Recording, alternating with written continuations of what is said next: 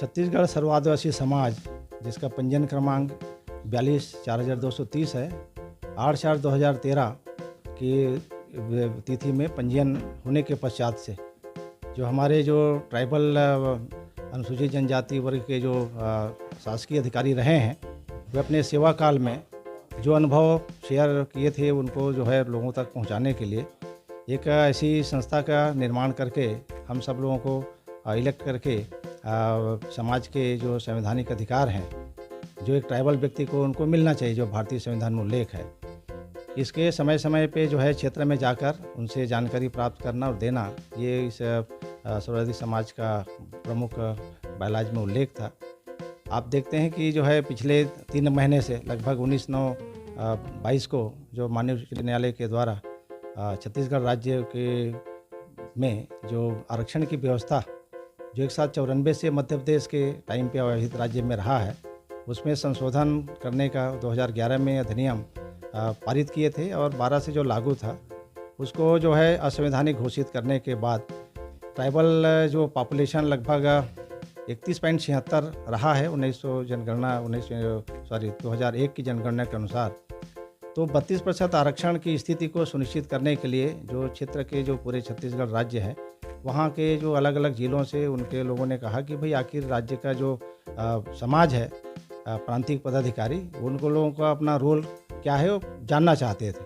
हम लोगों ने कहा कि इसका तो चूँकि माननीय उच्च न्यायालय के निर्णय पारित हुए हैं, उसमें राज्य सरकार एक पक्षकार है तो वो तो अपील करेंगे, लेकिन चूँकि उसका आदिवासियों का हित बुरी तरह से प्रभावित हुआ है, लिहाजा छत्तीसगढ़ सर्व आदिवासी समाज भी इसमें SLP दायर करने के लिए विचार करेगा, कानूनी सलाह ली जाएगी। कानूनी सलाह ये मिला कि भाई आप एक माननीय उच्चतम न्यायालय में आप पक्षकार बनने के एक आवेदन लगा के आप SLP दायर कर सकते हैं। तो 22 नवंबर को SLP विधिवत रूप से दायर कर दी गई है और जो माननीय उच्चतम न्यायालय की जो साइट है, वेबसाइट्स, उसमें इसका उल्लेख भी है जो सब लोगों को पता चल सकता है। प्रगतिशील कुरुक समाज है, उनके द्वारा भी अपील प्रस्तुत किया गया है। आप जानते हैं छत्तीसगढ़ राज्य में अनुसूचित जनजाति कर्मचारी संघ भी है, उनके द्वारा भी एक अपील प्रस्तुत किया गया है। तो बात यह आ रही है कि माननीय उच्चतम न्यायालय में जब कोई भी अपील कोई भी पक्षकार प्रस्तुत करता है तो उसमें वित्तीय व्यवस्था, फीस वगैरह के लिए और इसके जो खर्चे लगते हैं उसके लिए राशि की आवश्यकता होती है। तो हम लोगों ने सोचा कि भाई देखो, हम जानकारी चाहते हैं आरक्षण को लेकर। महामहिम राज्यपाल जी का कहना है यदि 32% आरक्षण की बात होती तो वह तत्काल साइन कर सकते थे, परंतु यह जो आपने क्षेत्र फीसदी जो आरक्षण जो बढ़ करके 32 प्लस 28 प्लस 4% सामान्य लोगों को देने की बात हो रही है, उसके साथ ST का भी बात है। तो उनका कहना है कि सर्व आदिवासी समाज के साथ साथ जो अन्य भी समाज के लोग हैं उनका भी आवेदन आया हुआ है, इस पर रोस्टर पद्धति को ध्यान रखते हुए आरक्षण पर साइन किया जाएगा आरक्षण मुद्दे पर। तो आप क्या बोलना चाहते हैं? नहीं तो कानूनन जो आवश्यकता है, कानून का जो मांग है, मतलब किसी सरकार ने प्रस्ताव भेज दिया और वो स्वीकृत हो गया, दस्तखत हो जाएगा, ऐसी बात नहीं है। उसको संविधान के नियमों के तहत में उसके पूरे पैरा है, उप नियम है, नियम है, सबके दायरे को जांचने परखने के बाद ही वो अप्रूव कर पाएंगे। सर, क्या लगता है कि महामहिम राज्यपाल जी ने जो रोस्टर पद्धति की बात की है, प्रदेश सरकार ने उसको ध्यान नहीं रखा है या फिर कुछ और विशेष बात है? नहीं, अब कहीं कुछ कमी तो होगा, इसीलिए तो राज्यपाल महोदया जो कानून के जानकार हैं, संविधान के जानकार हैं, विशेषज्ञ हैं, इनसे राय मशवरा लगातार कर रही हैं। करने के बाद उसमें डिसाइड होगा कि इसको करना है या क्वेरी करना है या वापस कर देना है। सर, हम आपसे और भी एक बात जानना चाहेंगे। महामहिम राज्यपाल स्वयं आदिवासी समाज से आते हैं और उनका इस आदिवासी के मुद्दे पर क्या लगता है कि वो इस पर ध्यान नहीं दे रहे हैं? आप ऐसा कुछ बताना चाहेंगे? नहीं, ऐसी बात नहीं है कि आदिवासी वर्ग के सदस्य होने के नाते अनदेखा कर देंगी, उनको भी पूरा ध्यान होगा, ऐसा मेरा विचार है। प्रदेश सरकार का इस पर क्या स्टैंड रहेगा सर? प्रदेश सरकार भी किसी भी वर्ग को नाराज नहीं करना चाहेगी। जो भी आवश्यकता या कमी होगा उसको दूर करने का प्रयास तो राज्य सरकार करेगी। सर, ये 58% आरक्षण कोर्ट ने भी अमान्य कर दिया था। जो वर्तमान में आप हम देख रहे हैं कि 76% आरक्षण को जो विधेयक में पास किया गया है, वो उस पर बात बताइए। तो उसके लिए दो बिंदु, जिसको क्वांटिफाइबल डाटा कहते हैं, शो करना पड़ता है। अगर आप 50% से ज़्यादा जा रहे हो, कौन समाज को लाना चाहते हो, वो किस दृष्टि से, शैक्षणिक है, सामाजिक है, बैकवर्ड। सोचा कि भाई देखो, हमारा जो प्रांतीय बॉडी के पास जो राशि वर्तमान में उपलब्ध है, उसमें से हम लोग कुछ प्रारंभिक खर्च करेंगे। भविष्य में जब ज़रूरत पड़ेगी तो राज्य स्तर से ही हमारे जो जिला कार्यकारिणी हैं, उनको ये कम्युनिकेट किया जाएगा कि वो इस मामले में जो सहयोग की अपेक्षा होगी वो करेंगे। लेकिन ऐसा कोई निर्देश राज्य स्तर से हम लोगों ने प्रसारित नहीं किया है।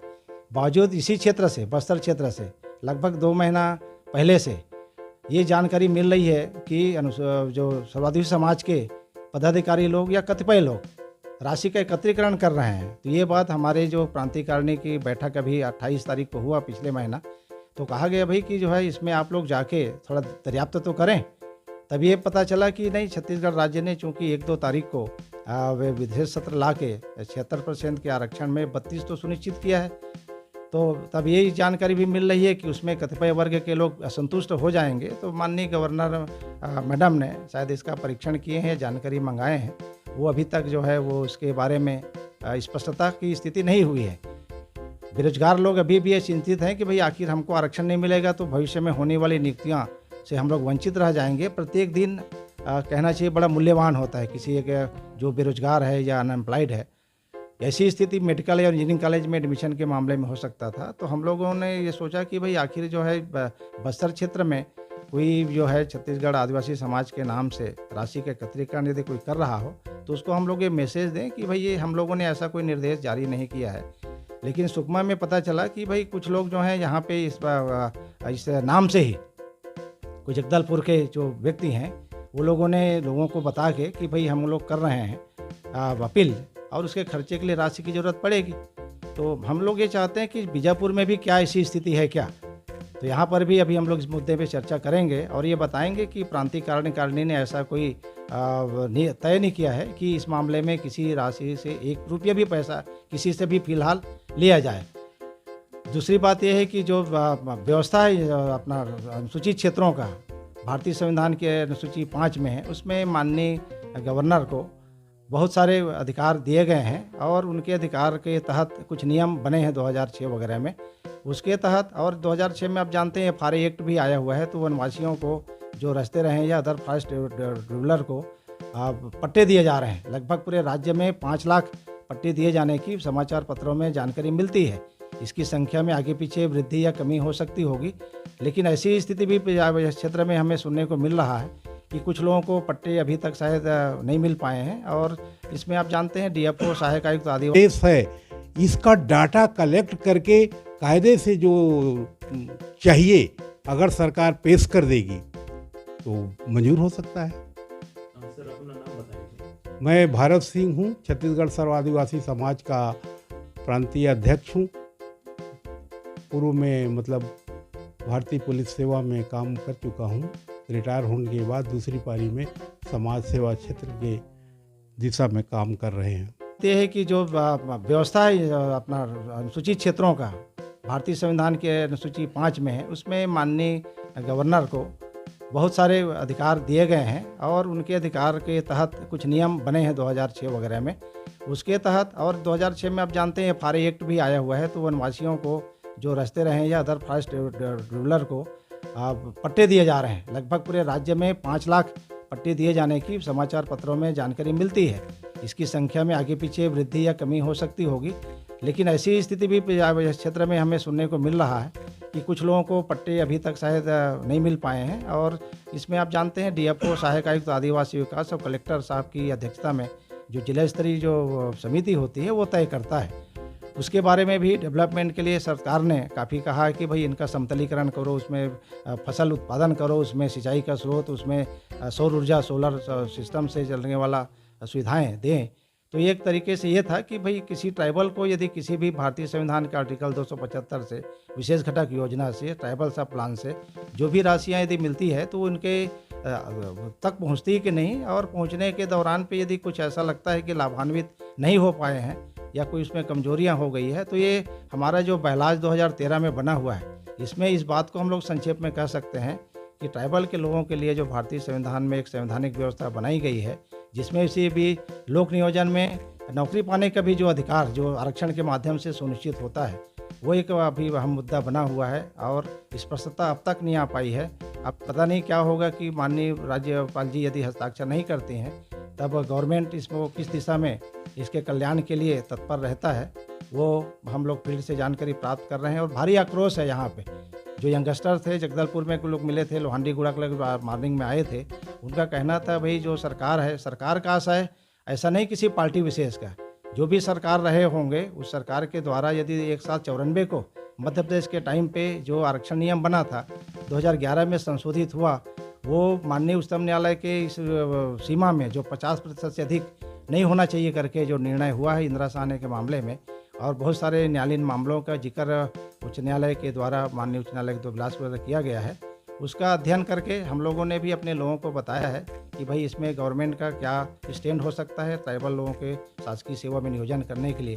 क्योंकि जो बस्तर और सरगुजा क्षेत्र है वहाँ करके जो तृतीय और चतुर्थ श्रेणी का जो आरक्षण होता है शिक्षा कर्मी वगैरह का या क्लर्क का, जो संभाग स्तर का होता है और जो जिला स्तर का होता है, वो भी असंवैधानिक घोषित किया गया है। तो लिहाजा किसी भी विभाग में किसी प्रकार की कोई भर्ती अभी फिलहाल नहीं हो सकती है, क्योंकि जो बस्तर और सरगुजा क्षेत्र है वहाँ करके जो तृतीय और चतुर्थ श्रेणी का जो आरक्षण होता है शिक्षा कर्मी वगैरह का या क्लर्क का, जो संभाग स्तर का होता है और जो जिला स्तर का होता है, वो भी असंवैधानिक घोषित किया गया है। तो लिहाजा किसी भी विभाग में किसी प्रकार की कोई भर्ती अभी फिलहाल नहीं हो सकती है, और इस कारण से ये समस्या बस्तर क्षेत्र में और छत्तीसगढ़ राज्य के वो जो उत्तर क्षेत्र में जो सरगुजा संभाग है कहते हैं, तो ट्राइबल क्षेत्र जो 10 राज्यों में है पूरा भारत के, सबसे अधिक क्षेत्र बस्तर और हमारा सरगुजा का छत्तीसगढ़ राज्य का प्रभावित हो रहा है।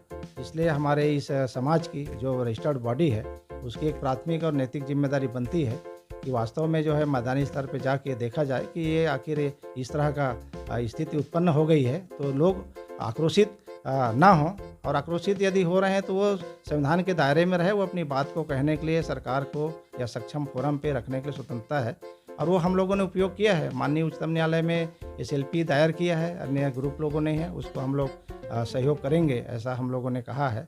और इसी भावना से कि हमारा जो इस बॉडी में जो सदस्य हैं, आपको मैं बताना चाहूँगा 2011 में लगभग पूरे छत्तीसगढ़ राज्य में 78 लाख से अधिक ट्राइबल का पॉपुलेशन है। 2001 में 66 लाख था। तो इस तरह से जो इतनी बड़ी आबादी जो छत्तीसगढ़ राज्य में है रहा है, उनके हितों के लिए सरकार निश्चित तौर पे प्रयत्नशील होगा। उनके हितों के शुभचिंतक वो कोई भी सरकार बताते रहे हैं, लेकिन अभी जो इस तरह की अस्पष्टता की स्थिति में यदि इस क्षेत्रों में आक्रोश यदि व्याप्त होता है, जिसकी प्रबल संभावना दिखती है, तो उस चीज़ को विधिपूर्वक निराकरण करने के लिए जो हमारे समाज का जो अध्यक्ष जी हैं उनका कहना था, माननीय मुख्यमंत्री जी से भी हम लोग अपनी समस्याओं के बारे में लगातार 2013 से देते रहते हैं। लगभग 57-58 बिंदु हैं जिस पे समय समय पे हम लोग जो है उसको निवेदन भी करते रहते हैं। माननीय मुख्यमंत्री के द्वारा भी ये हम लोगों को निर्देश मिलता है कि आप लोग भी बाहर जाके देख कर ये बताएं कि आखिर मैदान में स्थिति क्या है। तो वो एक उद्देश्य था और एक मैसेज देना था कि भाई हम लोगों ने इस क्षेत्रों में न्यायालयीन कारणों से कोई खर्च लग रहा है करके एक भी पैसा की एकत्रीकरण के लिए फिलहाल कोई ऐसा न तो प्रस्ताव दिए हैं, न निर्णय ऐसा कार्यकारिणी में हुई है। जिला के सब लोगों को बहुत जल्दी हम लोग आगामी 15-20 दिन के अंदर एक बैठक जिसमें पूरे जिले के लोगों के जो हमारा जिला इकाई है उसको बुला के इस मामले में मंथन करेंगे, क्योंकि जब कानूनी लड़ाई है तो निश्चित तौर पे लंबी अवधि तक चलती है और उसके लिए निश्चित तौर पे जो आर्थिक व्यवस्था संसाधन की आवश्यकता होती है। ये आपको मैं इतनी ही बात अभी फ़िलहाल बता रहा हूँ।